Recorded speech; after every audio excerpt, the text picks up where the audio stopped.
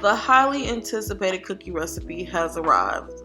I'm sorry I kept y'all waiting so long, so I'm not just going to give you this chocolate chip cookie one. I'm going to give you a few more cookie recipes. And for this one, I'm going to be starting with some light butter, and light butter don't have a lot of flavor, y'all. So anytime you see me using light butter, I'm also going to be using butter flavored extract.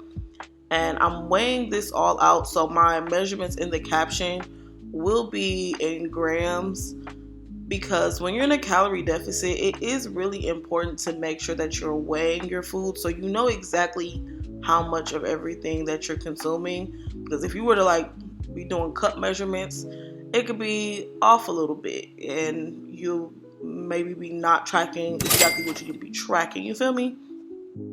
Also, with weighing your food, it always makes it more consistent, because I was not feeling the best when I made these. That's what took me so long to get this video out.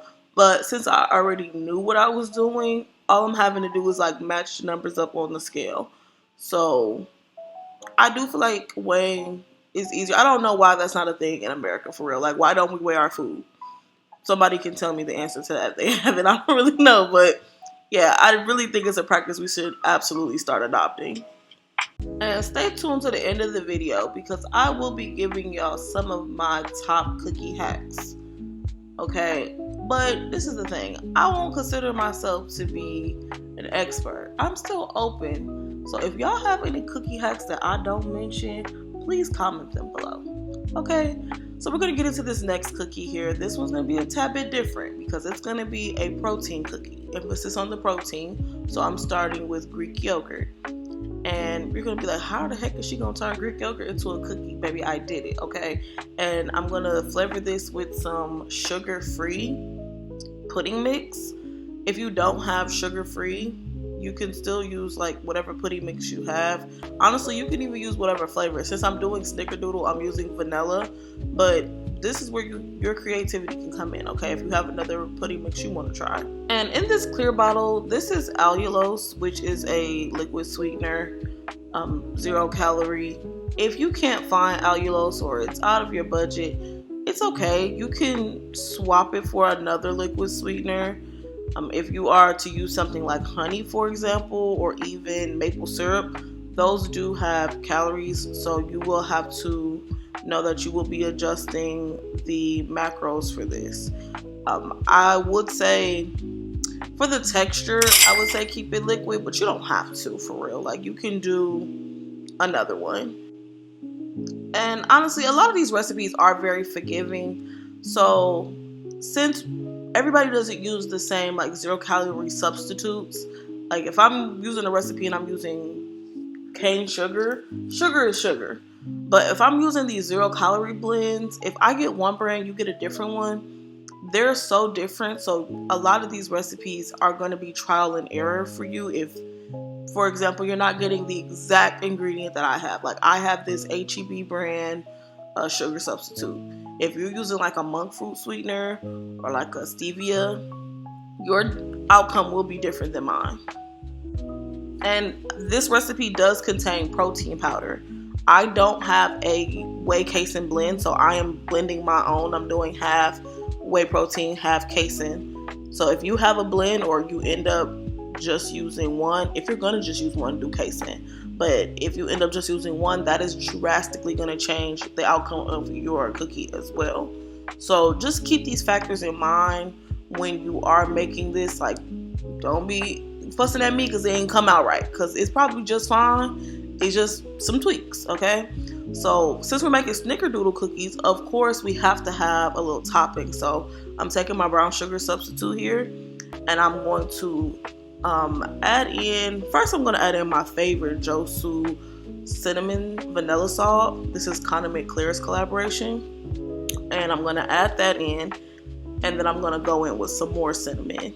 So that's going to make what I'm going to roll the cookies in, to have that little Snickerdoodle topping, And I'm not measuring this. You can taste as you go, but honestly, I'm just going for a certain look. It's I want it to be not too sugary looking, but also not too cinnamony looking. So No, I didn't taste it. I just thought that this looked pretty enough, so I went with that. But maybe you should taste it. Yeah, we're gonna scoop up these balls. They're gonna be a little fluffy because you know you got the risers and everything in it, the baking soda, baking powder, and we're gonna roll the cookie around. We're gonna place them on the pan and flatten them out because if you leave them in that ball shape, they will cook in that ball shape.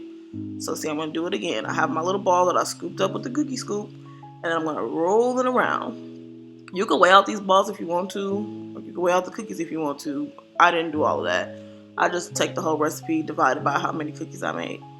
So with this cookie, you see how that little split happened? We don't want to keep that split there because that's going to dry our cookie out. So I'm going to like pooch it back together, okay?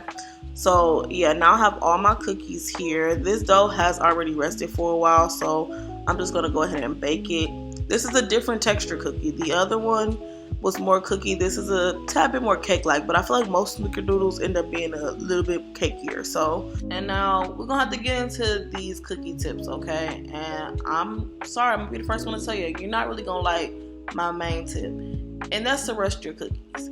I do not mean rest the dough, because yes, you should rest the dough a little bit, but eat these cookies the next day. I promise they're gonna taste better. And now this next one isn't really a cookie. This is gonna be cookie dough for those people who really want to have those whole food ingredients. I wanted to have something for y'all as well, for people who don't want to use like the flours and things like that. So I'm soaking some dates in some milk. I don't know why I did it in here. I should have just done it in the blender cup, but I'm soaking about 2 or 3 dates in some warm milk, and you can use whatever milk you like. We're gonna blend these up in the blender. It's gonna become like a paste, or like some would say a caramel. And this is gonna be the base of your cookie dough. Once you have this blended up, you're gonna struggle to get it out of the container because there's not enough to really get in there and scoop. And you left with this vomit looking stuff. Please season this though, because it's just dates and milk. It ain't gonna taste like much. But don't do this. Oh my god, I cannot believe I did that. So I had to scoop all that salt out. But yeah, I'm not measuring the almond flour here because you don't know how big your dates are. So I could say put so much in, but your dates are going to be whatever size they are. So you just add the flour to your liking, really. And it doesn't take much, but do remember that as it sits, it's going to absorb some of the liquid. So don't go too hard with the flour in the beginning. Yeah, and then with this, top with as much chocolate as you want. I feel like the chocolate is the main flavor, like in most cookie doughs, but this is going to be more, this is going to be lighter just overall. So I feel like the chocolate really helps it seem more like cookie dough. But honestly, for me, this tasted better in my oatmeal than plain. And yeah, so I did buy some sugar-free cookies, and I forgot about them because I got sick. They got stale. So I had this bright idea.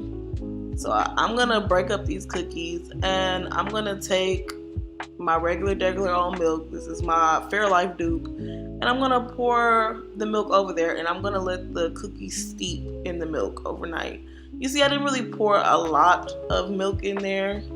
I could have done more, but I feel like I really wanted the flavor to be really concentrated, so I did a little bit. And y'all cannot see. Child, I have no depth perception. That's why they didn't make it in the cup. But yeah, so I'm just going to straighten it out now. And I did throw away the cookies. Like, I didn't really have a reason to cook them. I could have blended this up maybe, but I didn't feel like none of that was necessary. I just wanted the milk to kind of taste like sugar cookie. And it didn't take long to strain it. You see, it's already done. So I don't really like putting ice in my cups anymore. I don't know. It's just like, I'm not enjoying iced lattes, but I really didn't want this hot. So I took some sugar-free caramel and I rimmed the cup with it just to make it cuter. And I won't even lie to you, I didn't even use real coffee in this. I need to put y'all on. There's this fake coffee, and I think it's made from like wheat or something. And it mixes up, it gives absolute espresso. Like, as I poured this, you probably would not have known that this wasn't coffee if I wouldn't have told you that this was coffee. But this allows me to have coffee whenever, because this is not a drink I would drink during the day. This is definitely something I'm having at night. But yeah, so I put that in there. It would have been cuter if I added some ice, but I didn't. So I had to go in with some Cool Whip, you know, just to make it a little sexier. Big ol' dollop per. So yeah, this was actually really good. So if you have some leftover cookies, give this one a try, okay?